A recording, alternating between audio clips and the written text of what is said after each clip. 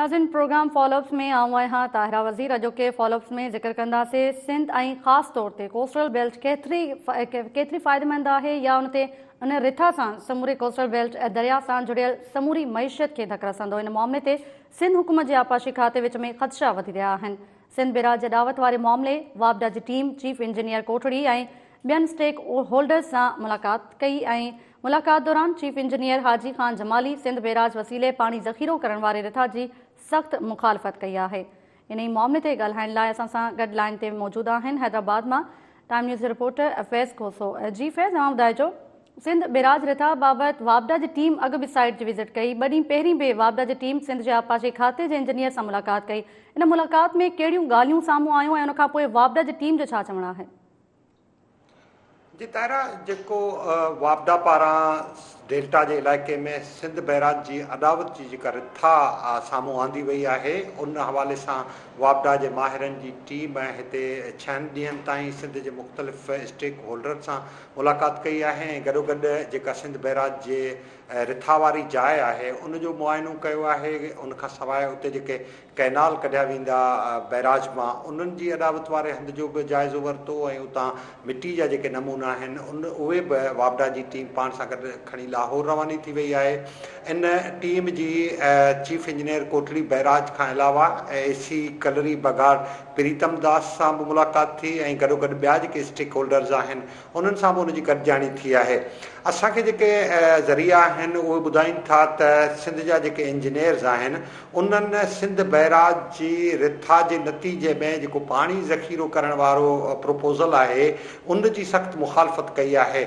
सिंध जे आपाशी इंजीनियरनि जो चवणु आहे त कोटड़ी बैराज खां सिंध बैराज जे विच में जेको पाणी ज़ख़ीरो थींदो उन जी क्वांटिटी लॻभॻि 2 मिलियन एकड़ फुट हूंदी। उनजो मतिलबु इहो आहे त कींजर ढंढ जहिड़ा 4 ज़ख़ीरा जेके आहिनि उहे इन इलाइक़े में ज़ख़ीरो कया वेंदा, जंहिंसां न रुगो कचे जी एराज़ी तबाही बर्बाद थी वेंदी पर जेके कचे खां ॿाहिरि जा इलाइक़ा आहिनि ठट्टू ऐं सिजावल इहे इलाइक़ा बि जेके आहिनि उहे पाणी हेठि अची वेंदा। उन जर जो पाणी जेको आहे उहो मथे चढ़ी ईंदो, नतीजे में जेको आहे इहे इलाइक़ा सिम ऐं कलर जे वर चढ़ी वेंदा। ज़रियनि जो इहो बि चवणु आहे त जेके सिंध जा आपाशी इंजीनियर आहिनि उन्हनि वापडा जी टीम खां इहो पुछो आहे त बुनियादी मक़सदु हिन बैराज जी अदावत जो कहिड़ो आहे, जंहिं ते वापडा जी टीम पंहिंजो मौक़िफ़ अख़्तियार कयो त बुनियादी जेको मक़सदु आहे उहा समुंड जी पावत खे रोकणु आहे। जंहिं ते आपाशी इंजीनियरनि इहो मौक़िफ़ अख़्तियार कयो त हिन बैराज जे नतीजे में जेको दरिया में समुंड जो पाणी ईंदड़ आहे उनखे त रोके सघिजे थो पर जेका समुंड जी ॿी पावत आहे ॿियनि इलाइक़नि में कोस्टल एरियाज़ में उहा रुकिजी न सघंदी। इन्हनि इहा तजवीज़ रखी आहे इंजीनियरनि त समुंड जी पावत खे रोकण जे लाइ जेको पाणी ज़ख़ीरो करण ऐं कैनाल कढण ते जेका रक़म ख़र्च कई वेंदी, जंहिंजा रक़म मुख़्तस कई वई आहे, उहा रक़म जेका आहे उहा समुंड खे रोकण जे लाइ कई वञे त जीअं सिंध जूं जेके ज़मीनूं आहिनि उहे समुंड बुर्द थियण खां बची सघनि। आपाशी इंजीनियरनि इहो बि मौक़िफ़ अख़्तियार कयो आहे त बैराज जी अदावत जे लाइ पाणी मौजूदु कोन्हे, छाकाणि त जेको 1991 ईस्वी वारो सूबनि विच में पाणी जो ठाह आहे उनमें सिंध बैराज जे हवाले सां पाणी जो हिकिड़ो फुड़ो बि मौजूदु कोन्हे ऐं जेके अंग अखर ॾिना विया आहिनि उन्हनि में इहो ॼाणायो वियो आहे त 20 सालनि दौरान 20 साल अहिड़ा गुज़रिया आहिनि जिन दौरान डाउन स्ट्रीम कोटड़ी बैराज में रुगो 1000 क्यूसिक पाणी छोड़ थी सघियो आहे। त इन्हनि अंगनि अखरनि जे बुनियादनि ते या फिज़िबिलिटी कीअं बणिजंदी त उतां कैनाल बि कढिया वञनि, बैराज बि ठाहियो वञे ऐं पंहिंजो आबादगारनि खे आसिरो बि ॾिनो वञे त उन्हनि खे कैनाल कढी पाणी फ़राहम कयो वेंदो।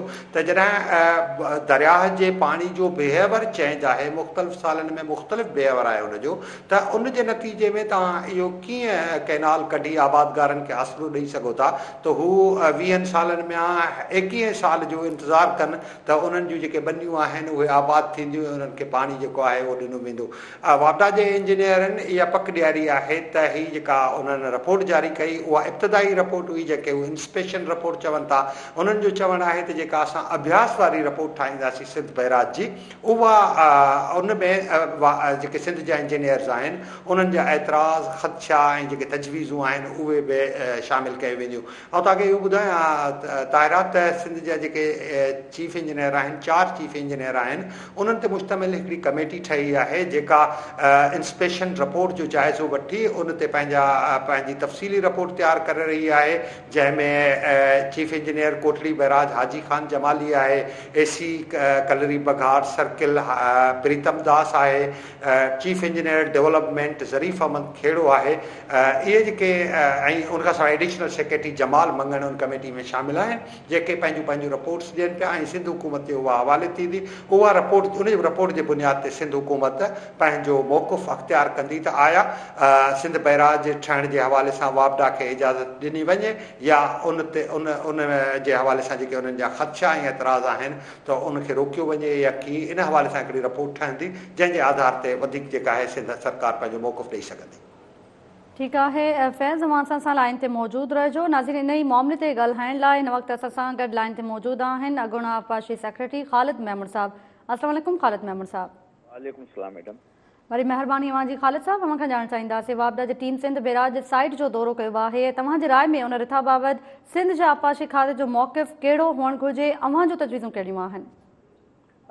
मां रिपीटली तव्हांजी चैनल ते इहो चवंदो रहियो आहियां त सिंध बैराज 2005 में इहो हिकिड़ो इशू आहे, असां खणंदासीं वाटर अकार्ड जी पैरा 7। वाटर अकार्ड पैरा 7 जे तहत इहो मेंशन आहे ऐं मैंडेटरी आहे, क़ानूनी आहे त तव्हांखे डाउन स्ट्रीम कोटली बैराज जी स्टडी कराइणी आहे। इहो 1991 जे वाटर अकार्ड में मेंशन आहे ऐं उन में जेको बि आहे पाणी जेको छॾिजे डाउन स्ट्रीम कोटली बैराज लाइ, उहो जेको आहे तव्हांखे वाटर अकार्ड में विझिणो आहे। 2005 में ऐं 2004-05 में हिकिड़ी 3 स्टडियूं थियूं, डिटेल स्टडी, जंहिंमें नेशनल ऐं इंटरनेशनल कंसल्टेंट जेको आहे बाक़ाइदे हिसो वरितो। उन्हनि वॾियूं रिपोर्टूं ठाहियूं। उन खां पोइ वरी इंटरनेशनल पैनल ऑफ एक्सपर्ट्स, ॿाहिरि जा हुआ सभु जेके इहे एक्सपर्ट्स, उन्हनि जेको आहे सॼो उनखे स्टडी करे आख़िर में जेको रिकमेंडेशन कयो। हीअ जेका सखर बैराज आहे वापडा जेको असांखे इहो बेवकूफ़ पिया बनाइनि, इहा सखर बैराज जो प्रोपोज़ल LAD 2005 रिपोर्ट में थियल आहे आफ्टर डिटेल स्टडी। उन्हनि हिन स्टडी कई आहे, पर स्टडी खां पोइ हुननि चयो आहे त इहा बैराज जेका आहे सा सस्टेनेबल कान थींदी, फीज़िबल कान्हे, या कान जेका असां कमु ॾींदी, ज़रूरु यानी न आहे। ॿियो आहे त तव्हां हीअं 50 साल ते हुननि सॼो असेसमेंट करे पाणीअ जो ॿुधायो त 5000 क्यूसिक्स तव्हांखे रेगुलर जेको आहे ॾियणो आहे डाउन स्ट्रीम कोटली बैराज, ऐं जेको आहे 25 मिलियन एकड़ फीट जेको आहे माना 5 मिलियन एकड़ पर ईयर इहो तव्हांखे डाउन स्ट्रीम ॾियणो आहे। कॾहिं कहिड़े साल 5 साल कहिड़े साल में 25 मिलियन एकड़ फुट ॾियणो आहे, माना जेकर असां टोटल एवरेज तव्हांखे त 8.65 मिलियन एकड़ feet down stream Kotli barrage में छॾिणो आहे। हाणे हेसि ताईं मुंहिंजे ॻाल्हाइण जो मक़सदु इहो हो, तव्हां इहो ॿुधाइण थो चाहियां त सिंध बैराज जी ज़रूरत कहिड़ी आहे, सिंध बैराज जी ज़रूरत कहिड़ी आहे। मां घड़ी इरिगेशन डिपार्टमेंट खे ऐं कमेटी जे मेंबरनि खे फ़ोन ते बि ॿुधायां, तव्हांजे मीडिया थ्रू थो ॿुधायां त बाबा पहिरीं ख़ुदा जे वास्ते उहो स्टडी त पढ़ो, उहो रिपोर्ट्स पढ़ो। असां उन खां वधीक होशियारु कोन आहियूं। उन्हनि तमामु वॾी हिकु साल महिनत कई आहे, उन्हनि स्टडी कई आहे, उन खां पोइ उन्हनि सखर बैराज खे रिजेक्ट कयो आहे। सखर बैराज जेको हींअर ई वापदा असां ते महिरबानी पई करे, बजाए 30 सालनि में असांखे डाउन स्ट्रीम कोटली बैराज जो 5 हिसे जो पाणी कोन था ॾियनि, जेको सी इंट्रूजन लाइ तमामु ज़रूरी आहे, जेको क़ानूनी असांजी ज़रूरत आहे, यानी घुर्ज आहे, जेको असांजो CM साहब असांजी सिंध गवर्नमेंट अञा ताईं वठी न सघी आहे पाणी उन में। वरी हाणे जेको असां उथिया आहिनि त असां सिंध बैराज था ठाहियूं। सिंध बैराज मां हिकिड़ा 2 केनाल कढंदा, इहा हिकिड़ी चालाकी आहे, वॾी चालाकी आहे त 2 केनाल कढनि था, जंहिंजी का ज़रूरत कान्हे। उनजी कमांड LAD कोटली बैराज जे कमांड में आहे। हीअ सभु 2 केनाल इन लाइ था ॾियनि त असां मथां हिनखे कंट्रोल पाणी ॾियूं इन सिंध बैराज ताईं। पोइ जेको असांखे ख़ालिद महमूद साहब, उहे 2 कहिड़ा केनाल आहिनि जंहिंजो अवां ज़िक्र कयो पिया? इहे जेके सिंध बैराज मां हिकिड़ो साॼे पासे कढंदा, ॿियो खाॿे पासे कढंदा। मूंखे ख़बर कान्हे कहिड़ी ज़ात जा केरु आहिनि, पर मक़सदु इहा 2 केनाल हिकिड़ा इमेजनरी कढंदा, जेके छठे पासे खे वरी जेको आहे कराची पीअण जे पाणी खे वॾो पंडोरा पास खोलियो अथनि। जेको आहे इन जी ज़रूरत कहिड़ी आहे कि 4K प्रोजेक्ट जेको पाणी जो हले थो कोटली बैराज मां उहो ई जेको अञा पूरो कोन थियो आहे। असां कोटली बैराज जो पाणी ई कोन्हे जो असां ॾींदासीं जेको आहे ॿियो पाणी कढी ॾींदासीं हुते। मुंहिंजो अर्ज़ु इहो आहे मैडम त हीअ जेका सखर बैराज आहे इहो सिर्फ़ु इन लाइ था कनि त हीअ असांजे डेल्टा खे तबाह कंदा। इंडस डेल्टा असांजे वॾे भाउरनि लाइ अहमियत कोन थो रखे। जेका इंडस डेल्टा जी तबाही थी आहे उनजी का बि अहमियत कोन था ॾियनि। हू छा कंदा जो इहे कंट्रोल पाणी ॾींदा 30,000 35,000 ॿिनि केनालनि ते ॾींदा त कोन, इहो सुकी पवंदी सिंध बैराज, पर उन जे बावजूद ॾींदा त बाक़ी जेको असांजो समुंड में पाणी पाणी ज़ाए कोन थो थिए। असांजे इंडस डेल्टा जो जीआरओ आहे, असांजो जेको आहे ग्राउंड वाटर जेको असांजो जेको आहे सॉलिड आहे यानी निमकीन आहे उन खे जेको आहे सैलाइन वाटर जेके चऊं पाण, असां उनखे मिठे जल लाइ असांखे पाणी जी ज़रूरत आहे। सो ही छा कंदा मथे वञी वरी पंहिंजा रिज़र्वर ठाहींदा। हिन जा 5 रिज़र्वर नवां वॾनि डेमनि जो भाषा खां पोइ 4 नवां डेम ठाहिण चाहिनि था। उन जे लाइ इहो सॼो जेको आहे तरीक़ो ठाहिनि पिया। इहो असांखे हिकिड़ो लोली पाप ॾियनि पिया, हिकिड़ो धोखो ॾियनि था। मां सिंध गवर्नमेंट खे हथ ॿधी ख़ुदा जे वास्ते इहो तव्हांजी 2005 जी स्टडी त पढ़ो, उन में सभिनी कंसल्टेंट हर का शइ क्लियर कई आहे। अॼु मां तव्हांखे चवां थो सुभाणे इनशाला सीएम सिंध खे लेटर लिखां थो, उहा सॼी रिपोर्ट उन खां ऑफिशियली मोकिलियां थो त बाबा ही पंहिंजे एरीगेशन डिपार्टमेंट खे पढ़ाए, उन इंजीनियर खे सम्झाए, उन खां पोइ तव्हां सम्झो था त सिंध बैराज ज़रूरी आहे कोन्हे। वरी जेका तव्हां चओ था चेयरमैन आयो वापदार आया, चेयरमैन असांजे सिंध सां इहा ज़्यादती आहे। असां सां इहो हिकिड़ो मज़ाक था कनि त असां को थो चए असां तव्हांखे सिंध बैराज ठाहींदासीं, को थो चए सिंध जी इहा बैराज जो ढंढ ठही वॾी वॾो पाणी जेको ढंढ जो जमा थींदो, टियों थो चए असां डेम ठाहींदासीं। माना हिकिड़ो असां मज़ाक था कनि जेको आहे बग़ैर की हुनजे। सो असांखे ॾुख थो थिए। इन करे मुंहिंजो सिंध गवर्नमेंट खे अर्ज़ु आहे, वरी अर्ज़ु थो कयां तव्हांजे मीडिया जे महफ़त, महिरबानी करे उहा 2005 जी मिनिस्ट्री ऑफ वाटर तमामु वॾी डिटेल स्टडियूं करायूं ऐं उन मिनिस्ट्री ऑफ वाटर उहे 2 स्टडियूं वरी दॿाए छॾियूं आहिनि। उहे शाये कोन कई, ऑन रिकॉर्ड कोन कई अथसि, सिंध गवर्नमेंट खे शेयर कोन कई अथसि। सो मुंहिंजो अर्ज़ु आहे त उहे शेयर थियनि, उन ते सिंध डिपार्टमेंट पंहिंजा कमेंट्स ॾे ऐं जेकॾहिं पोइ बि सम्झनि था इन रिपोर्ट खां पोइ बि जेकॾहिं सिंध बैराज जी असांखे सिंध गवर्नमेंट खे ज़रूरत आहे त पोइ भले कनि जेको आहे। ठीकु आहे ख़ालिद महमूद साहब, अवां सां लाइन ते मौजूदु रहिजो। फैज़, अवां ॿुधाइजो त जीअं जेके ख़दशा ख़ालिद साहब बयानु कनि पिया, छा इहे ख़दशा जेके आहिनि आपाशी खाते जा जेके इंजीनियर्स आहिनि उन्हनि पारां छा वापदा टीम वारो इहे ख़दशा बयानु कया विया, उन्हनि जो छा चवणो हिन ते?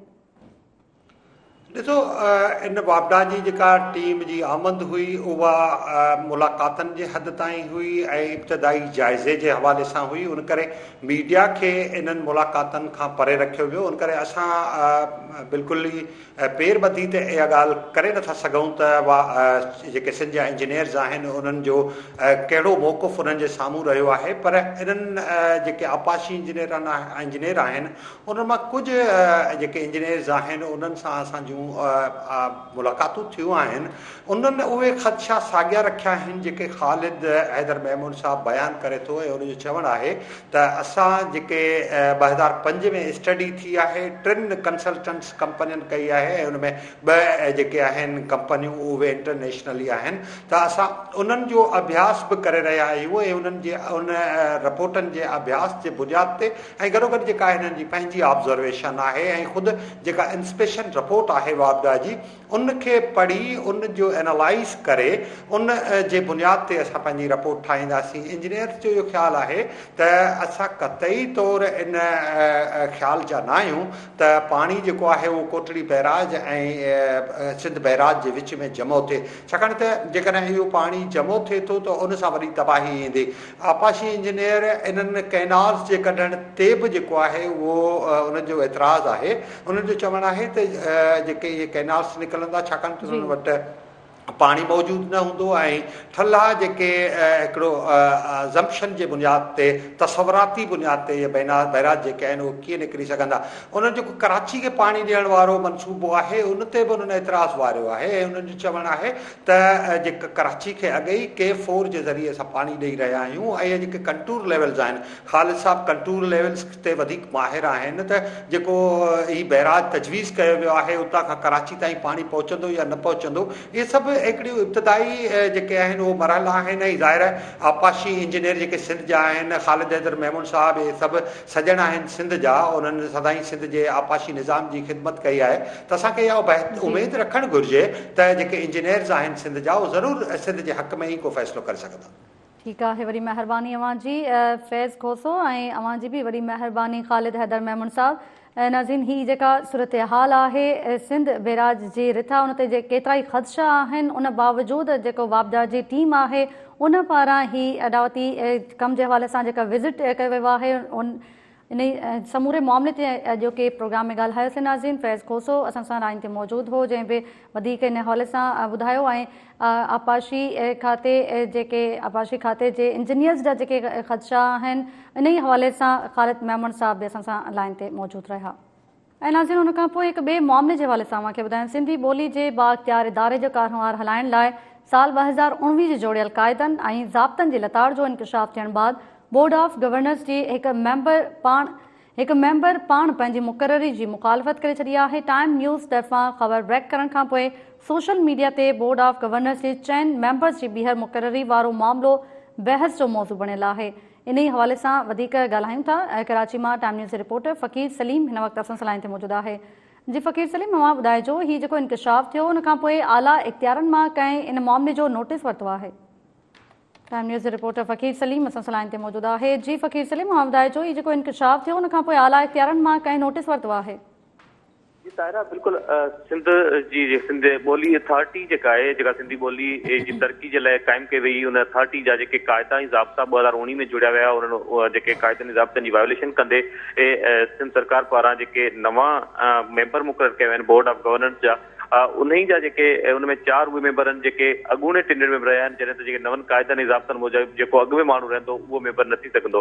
त हीउ जॾहिं मामिलो असां रिपोर्ट कयोसीं उन खां पोइ जेका आहे तो इहो मामिलो सोशल मीडिया जो बहस बणियल रहियो ऐं हिकिड़ो जेको मेंबर आहे इन में जेके अॻु में रही चुको आहे उहो ॿीहर मेंबर थियो आहे डॉक्टर इसाक समेजो जेको सिंध यूनिवर्सिटी जो प्रोफेसर आहे। उन ई पंहिंजे सोशल मीडिया ते हिकिड़ो रखियो आहे मौक़िफ़ त हू जेका आहे सो पाण इहो चाहे थो जेको मेंबर हिकु दफ़ो रहे उहो ॿियो दफ़ो उनखे मेंबर मुक़ररु न कयो हुयो। उन पाण जेका आहे सो पंहिंजी मुक़ररी जी इन हवाले सां सोशल मीडिया ते मुखालफ़त कई आहे जॾहिं त सिंध सरकार जेका आहे सो इन हवाले सां बिल्कुलु ख़ामोश आहे। सकाफ़त खाते जो सेक्रेटरी जेको सिंधी लैंग्वेज अथॉरिटी ऐं सिंध सरकार जे विच में हिकिड़ो पुल जो किरदारु अदा कंदड़ हूंदो आहे उन ई जो इहो चवणु आहे त छाकाणि जो नाला जेके रिकमेंडेड कया हुआ उहे सकाफ़त खाते कया हुआ सिंध जे सकाफ़त खाते सेक्रेटरी जो इहो चवणु आहे त जेके नवां रूल्स थिया आहिनि उहे हाणे लागू थिया आहिनि इन जे करे जेके अॻु में मेंबर मुक़ररु थिया आहिनि त उहे लीगली थी सघनि था। पर जेके कानूनी माहिर आहिनि उन जो चवणु आहे त हीउ जेको इन क़िस्म जी जेका मुक़ररी आहे मेंबरनि जी हीअ जेके 4 मेंबर अॻु में मेंबर रहिया आहिनि ऐं ॿीहर उनखे मेंबर मुक़ररु कयो वियो आहे जंहिंमें डॉक्टर इसाक समेजो आहे नियाज़ पंवर आहे मदद अली सिंधी आहे ऐं शौकत शोरो आहे। इहे 4 जेके मेंबर अॻु में रहिया आहिनि उनजी ॿीहर जेका मुक़ररी आहे उहा कानून जो उबतड़ आहे। सिंधी लैंग्वेज अथॉरिटी जा जेके 2019 जा जोड़ियल क़ाइदा ऐं ज़ाब्ता आहिनि उनजी वायोलेशन आहे त इन क़िस्म जी जेका वायोलेशन सां जंहिं इदारे पाण ई जॾहिं वायोलेशन कंदो त अॻिते हली कहिड़ा कारवाई हलंदो। हिन वक़्तु जेको अथॉरिटी जो चेयरमैन मुक़ररु थियल आहे उहो बि नवनि क़ाइदनि ऐं ज़ाब्तनि ते थियल आहे त हू जेका कल्ह असां जॾहिं सेक्रेटरी सां हिन हवाले सां ॻाल्हायोसीं जेको चेयरमैन हिन अथॉरिटी जो चेयरमैन आहे उन सां जॾहिं ॻाल्हायोसीं त सेक्रेटरी कल्चर सॼे मामले खां बख़ूबी वाक़ुफ़ु हो छाकाणि जो हुन क़ाइदा ऐं ज़ाब्ता जोड़िया ऐं हुनजो चवणो त इहे सभु मूं ई जोड़िया आहिनि। पर जेको अथॉरिटी जो चेयरमैन आहे उहो हिननि समूरनि मामलनि खां बेख़बर बणियल हो। हुनजो इहो चवणु हुयो त मूंखे हिन मामले जी हिन वक़्तु ख़बर नाहे जेतोणीक क़ाइदा ऐं ज़ाब्ता जेके आहिनि उहे हिन वक़्तु अथॉरिटी में 2019 वारा लागू थिया आहिनि पर मेंबर्स जी मुक़ररी जे हवाले सां केस ख़बर नाहे। हीअ जेका सूरत हाल आहे उन मामले ते सिंध जा जेके माण्हू ॿोली सां दिलचस्पी रखंदड़ जेके माण्हू सिंध जे कल्चर सां सिंध जी तारीख़ सां दिलचस्पी रखंदड़ माण्हू आहिनि उहे हिन मामले ते गिनती में वरितल आहिनि। फ़कीर सलीम अव्हां असां सां लाइन ते मौजूदु रहिजो। नाज़रीन, इन ई मामले ते ॻाल्हाइण लाइ हिन वक़्तु असांखे जॉइन कयो आहे अथॉरिटी जा अॻूणा चेयरमैन डॉक्टर अब्दुल गफ़ूर मेमून साहब। अस्सलाम वालेकुम डॉक्टर अब्दुल गफ़ूर मेमून साहब। वालेकुम सलाम। वरी महिरबानी अव्हां जी गफ़ूर मेमून साहब इहो ॿुधाइजो त हीअ जेके क़ाइदा हुआ उन में वाज़े तौरु लिखियलु आहे त जेको मेंबर हिकु भेरो रहियो त उहो ॿीहर मुक़ररु नथो थी सघे पोइ हीअ भञकड़ी छो कई वई आहे? हाँ, इहो असल में प्रॉब्लम इहो आहे त इहो कल्चर डिपार्टमेंट जी हिन में मदाख़लत आहे। न त सिंधी लैंग्वेज अथॉरिटी पंहिंजो ख़ुदि मुख्तियार इदारो आहे ऐं चेयरपर्सन जेको थिए थो उहो रिकमेंड कंदो आहे बोर्ड जा मेंबर ऐं पोइ चीफ मिनिस्टर खां हुन में रदो बदल करे थो। पर हिन जेके हींअर जेको एक्ट जोड़ियो वियो आहे उन मुताबिक़ जॾहिं इहा ॻाल्हि तइ कई वई त जेको बि मेंबर रही चुको आहे उहो वरी दोबारा नथो थी सघे त पोइ लाज़मी थोरी हो त तव्हां उन्हनि खे मदद अली सिंधी खे, शौकत शोरे साहब खे ऐं नियाज़ कुंवर खे वरी खणो। मतिलबु इन्हनि माण्हुनि खे खणण जी बार बार ज़रूरत छो थी पेश अचे, उहा हिकिड़ी अलॻि सोच आहे। आउं सम्झां थो त लैंग्वेज अथॉरिटी खे इन्हनि माण्हुनि नुक़सान बि पहुचायो ऐं गुज़िरियल दफ़े जेका 2 करोड़ जी बजट घटि थी वई उन जा ज़िम्मेदार बि इहे ई बोर्ड जा मेंबर आहिनि। ऐं हाणे वरी बि जेको आहे सो हिननि खे रखियो वियो आहे। इन जो मतिलबु इहो थियो त को ही मख़सूस लाबी आहे जेका हिन इदारे खे तबाह करण थी चाहे ऐं हिन इदारे में मदाख़लत करण थी चाहे। ऐं आउं तव्हांखे वसूख सां थो चवां त हिन चेयरमैन खे बि हलणु कोन ॾींदा ऐं हिन इदारे खे तबाह कंदा ऐं इदारे खे ख़ुदि मुख्तियार रहण ॾिनो वञे ऐं घटि में घटि इन्हनि माण्हुनि खे बोर्ड में मेंबर न कयो वञे, जे न त इहो इदारो तबाह थी वेंदो। ऐं कल्चर डिपार्टमेंट खे कंहिं बि क़िस्म जी मदाख़लत हिन में करण जी ज़रूरत न आहे। ही लाबियूं पंहिंजूं जा माण्हू जेके रखण जो सिलसिलो हले पियो, इहो बंदि थियणु घुरिजे। ठीक है अब्दुल गफूर मेमन साहब, नाज़रीन अब्दुल गफूर मेमन साहब अथॉरिटी जा गुणा चेयरमैन जेके पंहिंजो मौक़िफ़ ॾेई रहिया हुआ। संजय चवणु आहे त इन समूरे मामले में कल्चर डिपार्टमेंट खे मुदाख़लत न करणु घुरिजे। नाज़रीन तव्हांखे ॿुधायोसीं सिंधी ॿोली जे बाख्तियार इदारे जो कारोबार हलाइण लाइ 2019 जे जोड़ियल क़ाइदनि ऐं ज़ाब्तनि जी लताड़ जो इंकिशाफ़ थियो आहे। अॼोके फॉलोअप्स में फ़िलहाल एतिरो ई। अवां ॾिसंदा रहो टाइम न्यूज़।